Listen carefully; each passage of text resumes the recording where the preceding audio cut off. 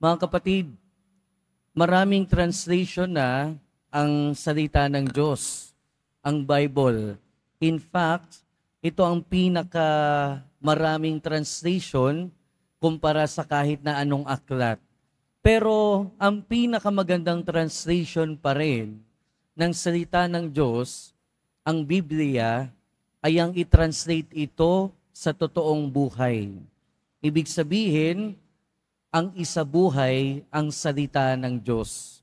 At pag sinabi nating isabuhay ang salita ng Diyos, hindi lang ibig sabihin nun sa pinapakita natin, pero mas lalong-lalo sa kalooban. Kaya nga sinasabi sa ating unang pagbasa mula sa aklat ng Deuteronomio, sinasabi doon, unawain ninyong mabuti at sundin ang tuntuning itinuturo sa inyo. Ang sinasabi dito ay ang utos ni Moises. Pero ang sinasabi din sa atin na ang utos ng Diyos at ang kanyang salita ay unawain at sundin. Unawain at sundin. Huwag dadagdagan, huwag babawasan. Katulad ng sinasabi ni San Pablo sa ikalawang pagbasa. Dahil pag dinagdagan natin o binawasan ang salita ng Diyos, ang tinuturo sa atin, ang natututunan natin, ang ibig sabihin nun, dinadaya na din natin yung ating sarili. Katulad ng sinasabi ni San Pablo o ni San Santiago sa ikalawang pagbasa. Na ibig sabihin, sinasabi sa ikalawang pagbasa na pag sinasabuhay dapat ang salita ng Diyos, hindi lang binabasa, hindi lang pinakikinggan.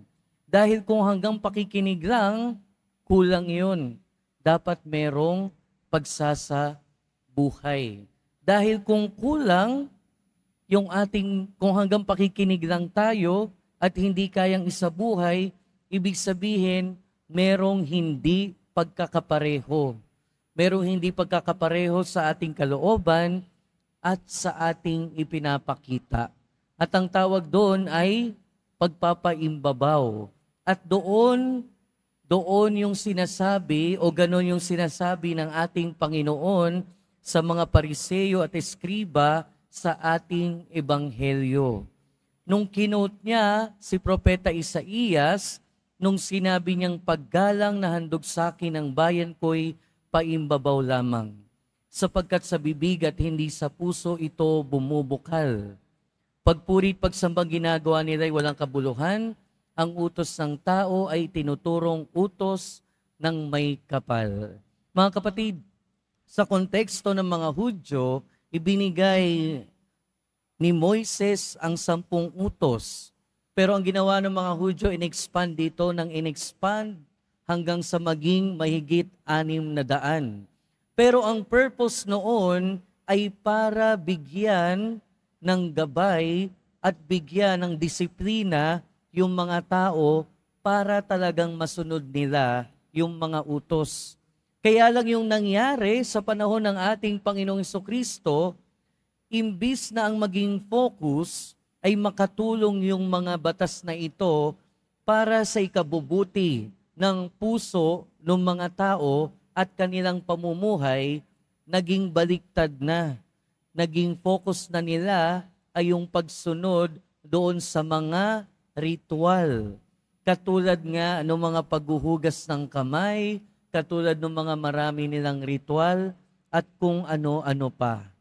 Pero pinapaalalahanan tayo ng ating ebanghelyo at ng ating mga pagbasa na sa ating pakikinig sa salita ng Diyos, na sa ating mga natututuhan mula sa turo ng Diyos at ng simbahan, nawa magkaroon ng pagkakapareho sa ating ipinapakita at sa ating kalooban.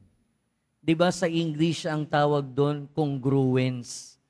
Merong pagkakatugma. Tugma kung ano yung nasa kalooban sa pinapakita. Kasi pag merong hindi tugma, kung ano yung nasa kalooban sa nasa labas, ibig sabihin incongruent. Ibig sabihin merong pandaraya. Pwedeng kapag ka maganda yung pinapakita natin, nakikita ng ating mga kapwa, pwedeng yun yung pagtingin sa atin. Pero ang katotohanan niyan, pinapaalalahanan tayo ng ating ebanghelyo na sa mata ng Diyos, ang mas importante pa rin ay kung ano yung nasa kalooban.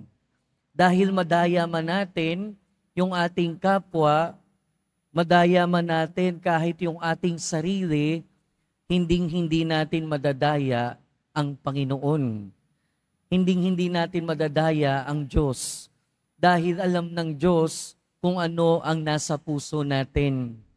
At madalas, sinasabi nga sa ating ebanghelyo, kung ano yung nagpapabulok sa atin, kung ano yung nagpapasama sa atin, ay hindi naman yung mga pumapasok sa atin, kundi yung mga lumalabas sa atin.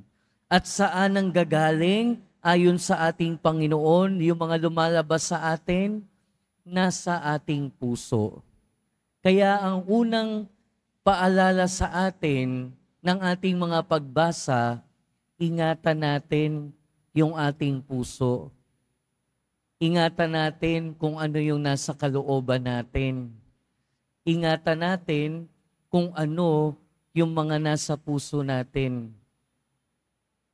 At ano ba yung nasa puso natin? Ano ba yung pinanguhubog natin sa ating puso? Kahit na sinasabi ng ating Panginoon na ang lahat ng kasamaan, lahat ng kung ano yung pinapakita natin ay nanggagaling sa ating puso, yung paghuhubog ng ating puso ay manggagaling pa rin naman sa labas. Kaya ingatan din natin kung ano yung pinapapasok natin sa ating puso. Di ba? Kaya kung laging toxicity, kung laging toxic yung pinapapasok natin sa ating puso, yun yung mananatili sa ating puso at yun din yung ilalabas natin sa ating kapwa. Pero kung yung pinapapasok natin, yung pinanguhubog natin sa ating puso ay salita ng Diyos at kabutihan, yun din yung maibabahagi natin sa ating kapwa. Kaya kahit na anong pilit natin na magpakitang tao lamang, kahit na anong pilit natin na ipakita kung ano lang yung mabuti, sa mata naman ng Diyos, wala tayong maitatago. Sa mata ng Diyos, wala tayong maidedenay. Dahil sa mata ng Diyos, ang nakikita ng mata ng Diyos ay hindi lang yung pinapakita natin o yung gusto nating ipakita. Sa mata ng Diyos, puso ang nakikita. Kaya unang-una, ingatan natin ang ating puso. Pangalawa, hubugin natin ng mabuting bagay ang ating puso. Kung nakikinig tayo sa salita ng Diyos, sinasabi sa ating mga pagbasa, unawain, intindihin, at sa ikalawang pagbasa, sinasabi, huwag lang pakikinggan, huwag lang unawain, kundi isabuhay. At ang tunay na pagsasabuhay ng salita ng Diyos ay makakapaghubog ng ating puso. At kapag ka nahubog ng salita ng Diyos ang ating puso, ito ay magiging katulad na rin ng kung ano yung gusto nating ipakita sa ating kapwa. Kaya nawa patuloy tayong mahubog ng salita ng Diyos. Nang sa gayon, maging pareho, maging tugma ang gusto nating ipakita at kung ano ang nasa puso natin. Amen.